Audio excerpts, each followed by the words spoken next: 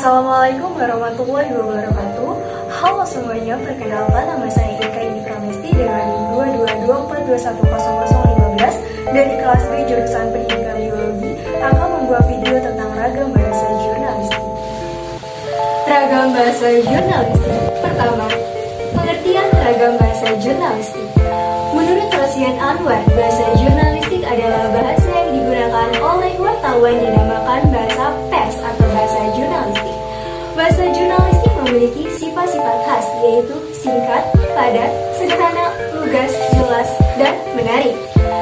Kesimpulannya adalah bahasa jurnalistik adalah gaya bahasa yang digunakan wartawan dalam menulis berita. Wartawan dapat meringkas banyak fakta dan mendapatkan makna dalam sebuah kata atau kalimat. Sebutan lain bahasa jurnalistik adalah bahasa pers atau bahasa koran. Dengan menggunakan bahasa khas wartawan ini, maka tulisan di media menjadi ringkas, padat, mudah dipahami, efektif, dan mudah dibaca. Bahasa jurnalistik juga digunakan agar sebagian masyarakat yang melek huruf dapat menikmati isinya. Kedua, fungsi bahasa jurnalistik. Karena sifat halayak, anonim, dan heterogen, maka bahasa jurnalistik yang dipilih tentu harus memenuhi asas anonim heterogenitas. Yang pertama, alat untuk menyatakan ekspresi. Yang kedua, alat komunikasi. Ketiga, alat mengadakan integritas dan adaptasi sosial. Keempat, alat mengadakan kontrol sosial. Kelima, fungsi pemersatu. Keenam, fungsi pemberi kekasan. Ketujuh, fungsi pembawa kewibawaan. Kedelapan, fungsi sebagai kerangka acuan. Sembilan, fungsi instrumental. Kesepuluh, fungsi regulatori. Kesebelas, fungsi interaksional. Kedua belas, fungsi personal.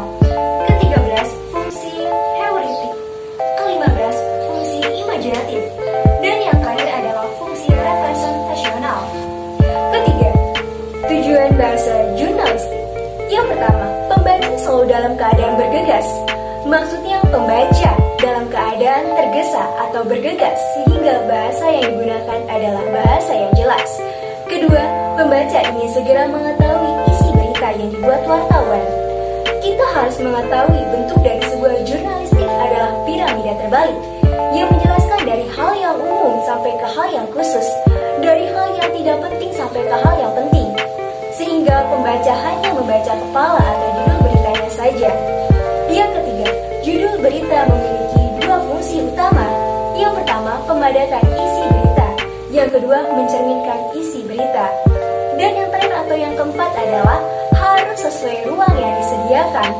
Contohnya saja koran memiliki ruang yang terbatas, berbeda dengan majalah dan website yang ruangnya luas, sehingga jumlah kata sangat ditentukan dengan aturan-aturan. Keempat, ciri utama bahasa jurnalistik. Yang pertama, spesifik. Yang kedua, singkat. Ketiga, padat. Empat, sederhana. Lima, lugas. Enam, menarik. Dan yang ketujuh adalah panjang. Kelima, karakteristik bahasa jurnalistik. Yang pertama, spesifik. Harus terperinci dalam menuliskan berita, dan hal tersebut didapatkan dari narasi. Contoh, pemerintah menggelontorkan KUR kepada UMKM. Salah. Seharusnya yang benar adalah pemerintah menggelontorkan KUR Rp 34,1 triliun kepada UMKM. Kedua, singkat. Judul berita dalam jurnalistik harus singkat dan berbentuk kalimat. Harus adanya subjek, predikat, dan objek. Singkat yang selanjutnya adalah bahasa yang digunakan itu harus sesingkat-singkatnya. Contoh judul berita, Corona menewaskan 1.000 orang di kota Serang. Salah. Yang benar adalah Corona tewaskan 1.000 orang di kota Serang. Ketiga, sederhana. Artinya bahasa yang digunakan harus dipahami oleh orang awam. Jika terpaksa menggunakan bahasa istilah, jelaskan apa itu bahasa istilahnya. Contoh, pemberitaan koran itu dianggap provokasi sehingga mengundang protes keras dari pembaca, apalagi berita itu mengandung labelisasi yang mengarah ke fitnah. Kata provokasi diganti menggunakan kata hasutan, labelisasi diganti dengan penjulukan. Yang keempat, hemat kata. Maksudnya adalah bahasa yang digunakan harus sedikit untuk menginformasikan kepada orang lain. Contoh, bantuan tunai yang disalurkan hari ini lebih banyak daripada periode lalu. Salah, yang benar adalah bantuan tunai yang disalurkan hari ini lebih banyak dari periode lalu. Kelima, menghindari kata zunub atau mubazir. Maksudnya adalah kata-kata yang digunakan tidak memboroskan. Contoh, ia adalah seorang dosen. Salah, yang benar adalah ia seorang dosen. Yang keenam, jelas. Artinya bahasa yang digunakan mudah dipahami dan tidak ambigu. Contoh, kampus Untirta lulusannya sangat berkualitas dan mudah mendapatkan pekerjaan. Salah, yang benar adalah lulusan kampus Untirta berkualitas dan mudah bekerja. Yang ketujuh, dinamis. Artinya bahasa jurnalistik itu tidak monoton. Contoh dinamis, Imam Soleh, aktor andal dari Bandung. Pria Sagitarius ini memiliki kemampuan akting yang bagus. Ayah dua anak ini memiliki kelompok teater beranggotakan para pengangguran di lingkungan sekitar ia tinggal. Dan yang terakhir adalah gunakan kalimat aktif, bukan kalimat yang pasif. Contoh, bantuan tunai yang disalurkan hari ini lebih banyak daripada periode lalu. Salah, yang benar adalah bantuan tunai yang disalurkan hari ini lebih banyak dari periode lalu.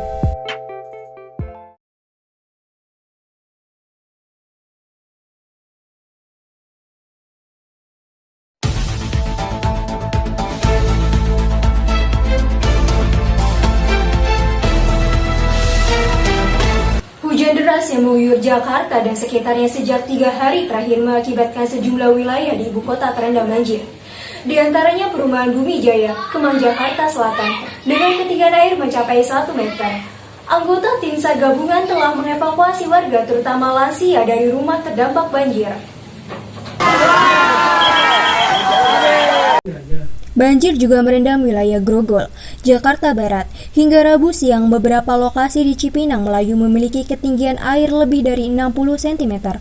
Langkah dari pemerintah Provinsi DKI Jakarta merespon banjir yang terjadi 2 hari terakhir di Jakarta, yaitu mengutamakan evakuasi warga yang menjadi korban banjir. Gubernur DKI Jakarta Anies Baswedan menyebut banjir Jakarta diperparah dengan air kiriman dari hulu. Namun pihaknya telah menyiagakan sejumlah pintu air agar banjir tidak merendam kawasan utama di ibu kota. Sementara itu, Badan Meteorologi, Klimatologi, dan Geofisika atau disingkat BMKG mengingatkan masyarakat harus tetap waspada terhadap peningkatan curah hujan wilayah Jabodetabek.